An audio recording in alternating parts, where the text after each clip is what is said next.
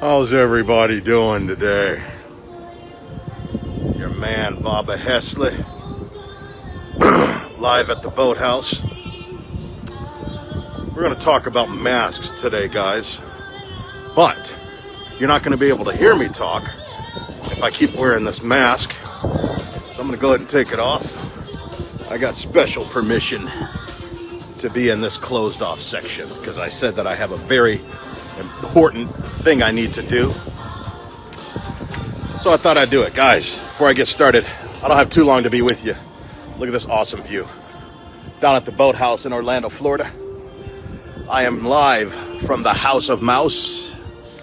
I'm at a real estate investment training seminar. So you got my little name tag here.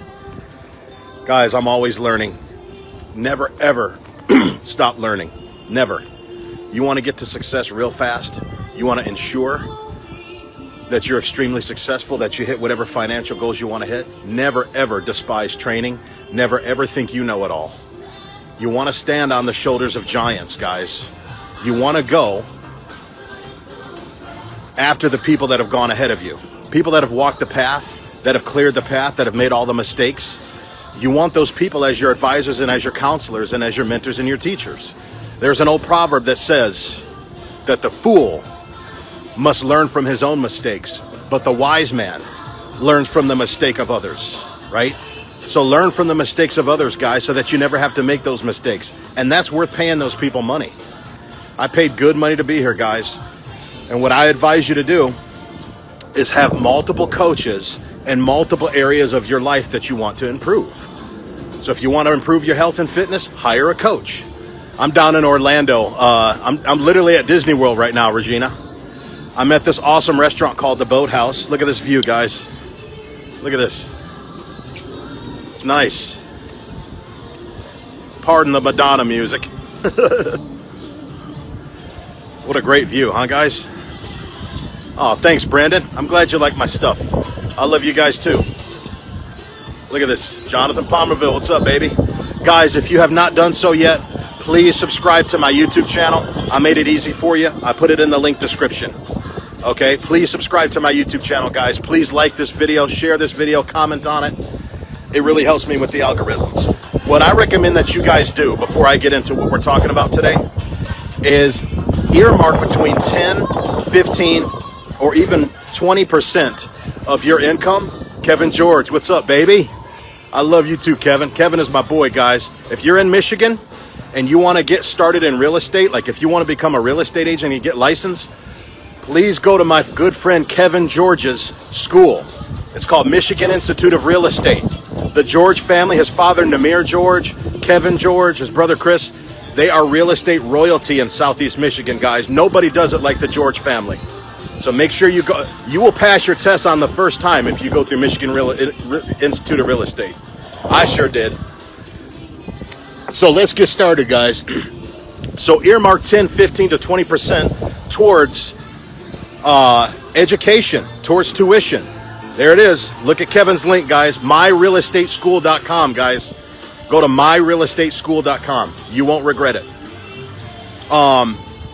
So, you know, dedicate 10, 15, 20% of your profits to investing in your education. You can't put a price tag on a good education, guys. You can't. And that's how you get good. So let me give you guys a quick update. Don't have a whole lot of more time left. This is going to be one of my relatively shorter videos, which is kind of crazy because I'm not known for making short videos.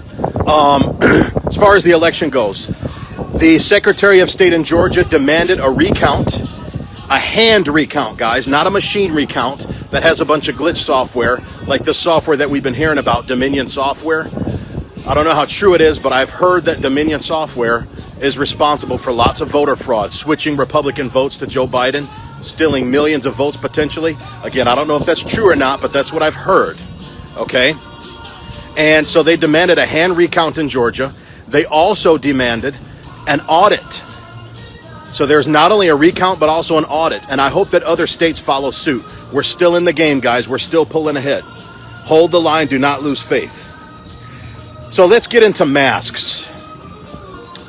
When it comes to wearing masks, guys, it's crazy because, you know, you got all these people standing around kind of monitoring you. and wanting you to wear masks, all these mask enforcers, okay? And here's what I believe. I'm always somewhere in the middle, guys. Aristotle and St. Thomas Aquinas teaches that virtue observes the middle. You don't want to go to the extreme of deficiency. You also don't want to go to the extreme of excess. You always want to stay somewhere in the middle. So when it comes to masks, guys, I'm not extreme on either side. I'm right in the middle. In the beginning, I was very pro-masks because when COVID first hit, the whole world was trying to tackle COVID and get used to what it is and learn more about what it is. None of us knew what it is. So out of charity for our neighbor, I think it was a loving act to wear a mask in the beginning. It was. It's love of neighbor to wear a mask, just to protect them from a potentially deadly virus that you may have been asymptomatic and didn't know you were carrying. Because you might have a strong immune system. It might not affect you, and it might not even make you sick, but it might protect others, okay? And a mask is not necessarily to protect yourself. I believe that mask is supposed to protect others, not you, because it protects you from spitting on people. I don't believe it works to the extent that people say it does, but I believe it somewhat works. If you're around an older person, like guys, I'll be honest, if you guys were to visit my mom in the nursing home that she's in, I would want you to wear a mask. If you're going to be around my mom, I'd want you to wear a mask, because what if you spit when you talk? And you get your spit on her. I know it's gross, but this is how it's transmitted. So I'm not to the deficiency extreme of saying that we shouldn't wear masks at all, but I'm also not to the extreme in the other direction that says mask 24/7. I'm somewhere in the middle. I believe that that masks have become an overreach. They've turned into overreach, tyrannical government overreach. And I believe that it was an experimentation in compliance from the population. And it scares me how easily everybody complied with the mask and for how long they're complying with the mask. That's what scares me, guys. That's the part of it that I don't like, because the government is a beast that once it gets one crumb of something, that one little crumb, whether it's of taxes or of compliance or whatever, creates an insatiable appetite. I used the example the other day of how when the income tax first came out in 1913, the tax rate was only 1% for the ultra wealthy. But once the government beast got a crumb of that income tax, it created an insatiable, greedy appetite, and it wanted more and more, to the point where taxes at one point under Jimmy Carter got up to 90%, guys. And I fear the same thing could happen with masks. Once the government beast got a taste of that easy compliance from the population, I fear that we've now created a permanent, insatiable appetite that might come back every flu season now. And if Biden ends up getting in there, guys, don't be surprised if every season there's going to be federal mask mandates. Biden already said he's going to do federal mask mandates. This is why it's so important that we don't give up yet, guys. We are still in this election. We're still in it. Now, here's how Bobby Hesley processes masks. Here's how I keep myself sane when I deal with masks. Okay? You want me to run for Senate? I'm probably a good candidate for Senate, not because I'm necessarily qualified, but because I don't want to do it. They say that the best people for politics are people who don't want the power and have no intention of running. So I guess that makes me a good qualified candidate, because I don't want to run for Senate. I don't want to run for any kind of office. Number one, because it's a pain in the butt. Number two, I don't want to suffer the pay cut that I would have to take if I ran for public office. I like staying in the private sector. So how do I make sense of mask mandates? Well, here's kind of what I tell myself, guys. This is how I keep myself sane, because a lot of you people are thinking, how does the government have a right to mandate and force me to wear a mask? How can the government tell me what I can and cannot do with my body? Well, I'll give you a few examples of the fact that sometimes we lose sight of the fact that the government has always regulated and mandate what we can and can't do with our bodies. The government is always telling us what we can do with our bodies or can't do with our bodies. Let me give you a few examples. And I'm not justifying these mask mandates, guys. So please keep your words out of my mouth. I'm not saying that I'm for federal mask mandates, but to an extent, the government does control what we can and can't do with our body. So let me give you an example. Seatbelt laws. Seatbelt laws are laws that are in place that force us, whether we like it or not, no matter how old we are, no matter how rich we are, no matter how powerful we are forced and required to wear seatbelts. So there's the government mandating something that you have to put on your body. If you don't put the seatbelt on your body, you're breaking the law, you can get in trouble. Again, I know that masks are not laws. I know that they're not even mandates. They're more so executive orders. But I'm just giving you an example, okay? And again, I know it's apples and oranges. Every analogy falls short. but I'm just helping you realize that we are regulated by the government more than we think. How about stop signs? We have to obey traffic signals. So that regulates bodily movement. If there's a stop sign or if there's a red light, a do not cross light, my body is restricted from moving. I could get a ticket for jaywalking. If I exercise my bodily autonomy in an illegal way at a cross section when the do not walk light is on, okay, that's the government telling me what I can't do with my body. How about drunk driving laws, right? The government is regulating whether or not I can put alcohol in my body in a certain context. Same with anti-drug laws, okay? The government's telling you what you can and can't do with your body. Again, I know these have nothing to do with masks. I know that these are not the same thing as masks, but I'm just giving you kind of an example. Here's another one. This might be a little controversial. How about anti-rape laws? Anti-rape laws, guys. That's the government telling a man what he can't do. I always find it funny when people are pro-choice and they always say, keep your laws off my ovaries. The government can't tell me what I can and can't do with my body. The government can't control my reproductive organs. Or for those pro-choice feminists that like to use that line of argument, does that mean that you're also against anti-rape laws? Aren't anti-rape laws the government telling a man what he can and cannot do with his reproductive organs? Aha, it is. So why does the government step in and butt into a man's business and regulate and tell him what he can and cannot do with his reproductive organs? Because you're not allowed to use your reproductive organs in a way that harms another human being. And that's what abortion is. Abortion is when a woman uses her quote-unquote reproductive organs to harm another human being, which in this case is an unborn baby. Whether it's an embryo, whether it's a fetus, whether it's a full-grown child in the womb, I believe that anti-rape laws are in the same category as anti-abortion laws. It's just that the feminists were able to get favoritism from the government. The feminists are able to use their reproductive organs to harm an innocent human being, whereas men are not able to use their reproductive organs to harm another innocent human being with the act of rape. I believe that both should be regulated. I believe that both are wrong. I believe that it's wrong to get an abortion and it's wrong to rape somebody, but why is one legal and the other illegal? That's another question we need to ask ourselves, and I don't like it. Feminists are all about equality, right? Well, there should be equality there. How about anti-exhibition laws? Guys, what would happen to me right now if I was walking outside in my boxers right now? If I'm sitting at this restaurant on this deck and I'm only wearing my boxers, that would be illegal. Yet the government is telling me that I have to wear a body covering, right? That's what they're doing. How about concealed carry laws? The government regulates whether I can and cannot openly carry a gun. No, Bobby is not from rape, Charles. Did you hear what I said, Charles? Please don't put words in my mouth, bro. I did not say that I'm for rape. I said that anti-rape laws are in the same category, or should be in this, or that anti-abortion laws should be in the same category as anti-rape laws. Because one law makes it legal to use your reproductive organs to harm somebody. Another law makes it illegal. I believe that both laws should be illegal. Okay? So please, guys, don't put words in my mouth. How about no smoking laws?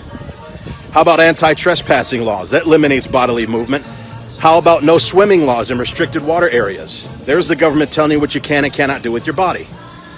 So I'm giving these examples, guys. Again, I don't believe in federal mask mandates.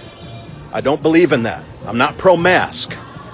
I'm not saying that I'm pro-mask, but what I'm saying is the government has a lot more power and control over our bodies than we think, but not all forms of government power over our bodies are bad. Okay? I'm helping you guys realize just how regulated our bodies really are with all of these examples that I'm giving. We're a lot more regulated than you think, guys. But again, the problem with these masks is that I believe that a good thing in the beginning, because we owe a debt of justice to our neighbor to protect them and to make sure we don't infect them with a deadly virus. So I do believe there's an element not only of charity, but also of justice. We owe it to people to wear masks. In the beginning we did. But I believe that it turned into overreach. I believe that it was politicized and weaponized in liberal states, in Michigan, in California, in New York, and New Jersey. It was the liberal states that went crazy with the mask mandates. They took a good thing and they weaponized and politicized it. That's what I'm against, guys. Again, virtue observes the mean. I'm not too far to the deficiency side. I'm not too far to the excess side, okay? And this is why you don't elect liberals. This is why you don't elect Democrats, okay? Now, I am an entrepreneur. Anybody who knows me knows that I'm an entrepreneur, that I'm a businessman. I am pro-business. So because I'm an entrepreneur, I'm a little bit more level-headed with a lot of things that people are not level-headed about. Let me give you guys an example. And I want to ask you guys as a favor on behalf of the business community, I want you guys to cut these businesses breaks. I want you guys to stop being these mask vigilantes, these mask martyrs, these mask heroes, these mask civil disobeyers, where you guys walk into a business and you get mad and you get an attitude with people who own the business who tell you that you need to wear a mask. When they say, sir, you need to wear a mask. Stop getting mad at business owners when they do that, guys. And I'm going to tell you why it's unfair for you to get mad at business owners. Because you are putting their business in jeopardy. So, for example, my boy Kevin George. I don't know if Kevin is teaching live classes again, but if Kevin were to start teaching live classes again for helping you guys get your real estate license here in Michigan, he has every right to ask you guys to wear a mask. He's not being a jerk. He's not being Hitler, but he could get in trouble. Michigan Institute of Real Estate could get in trouble if somebody's like, hey, you guys are teaching classes without telling people to wear masks. So I need you guys to look out for businesses. It is not entrepreneurs' fault that they tell you to wear a mask. If you go into a small restaurant that's owned by a family and they're using the money they make from their restaurant to put their kids through school, to get braces for their 12-year-old, don't jeopardize their business by being some mask civil disobedience vigilante and not wearing your mask. Because they have to give an account to the government. Now, I know that's tyrannical. I know that's pretty un-American. You'd think that's something you'd hear in a communist socialist country. But don't make it hard for businesses, guys. It's their dress code.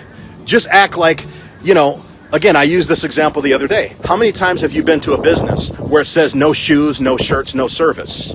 Right? No shoes, no shirts, no service. There are restaurants, there's liquor stores, there's different businesses that tell you that you have to wear certain articles of clothing. Otherwise, they're going to refuse you service. It's a form of just discrimination. Well, masks are in the same category. Even if it's not a federal law, even if it's not a federal mandate, it's still company policy. And these companies are just trying to look out for themselves. They're not trying to be jerks to you. They don't want to wear masks any more than you do. But they have to stay in business, and they can get put out of business if they don't wear masks.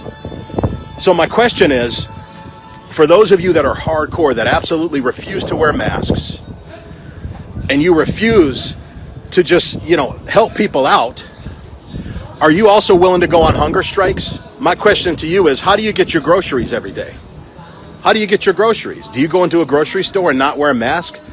And if you know a grocery store that doesn't require you to wear a mask, please mention that store in the comments so I could shop there, because I'd rather not wear a mask.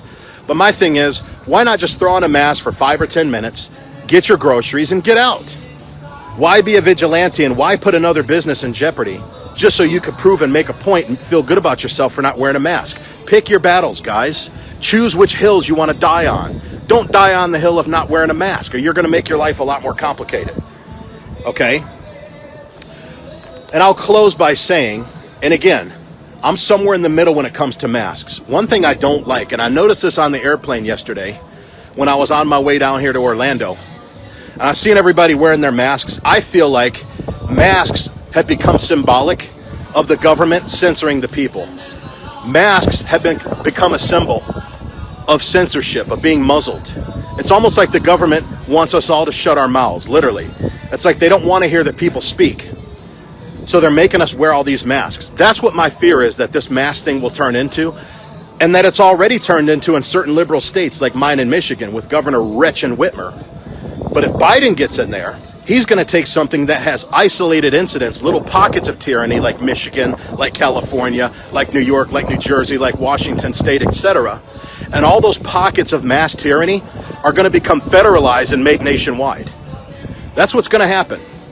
That's what my fear is, guys. And that's why you guys cannot surrender and give up so quickly about this election. Don't surrender yet, guys. This thing is far from over. And there's all kinds of fraud that's being uncovered. And I believe, in closing, that us Democrats and Republicans, we're all affected by masks. And I believe that we've kind of identified the same problem, but there's a difference in what the solution is.